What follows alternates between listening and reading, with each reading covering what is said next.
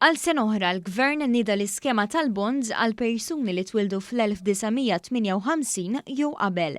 Din l-iskema tara l-anzjani ta' 62 sena jew iżjed jinvestu bejn 500 euro u 10,000 euro fi stoks tal-Gvern brata ta' 3%. Bil-bond jimmatura fl-2025.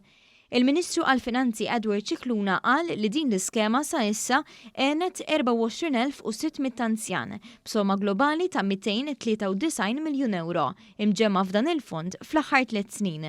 Il-Gvern se jkun lest li jagħmel tajjeb għal 60 miljun euro, filwaqt li jkun lest li jitla l-35 miljun euro oħra skont id-domanda. Il-Gvern qiegħed jgħin hawnhekk biex jagħti return ta' 3% li hija l-fuq mis-suq u li tagħti nifs dak li jkun jagħmlu ftit kuraġġ. Jiġifieri s'issa għandna numru kbir eluf ta' anzjani li bejniethom diġà investew 300 miljun, ftit inqas minn 300 miljun. U issa se nżidu b'100 miljun oħra beħed u ieħor bil-launch ta' li se noħorġu l-ġimgħa d-dieħla.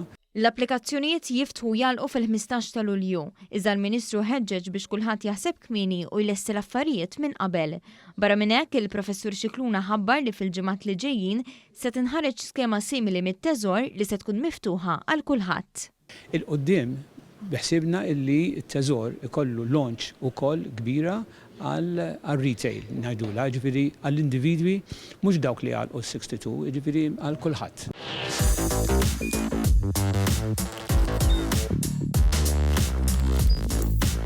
Idħol fuq one.com.mt u hemmhekk tista' tara l-programmi kollha li jxandru fuq One permezz ta' One Play.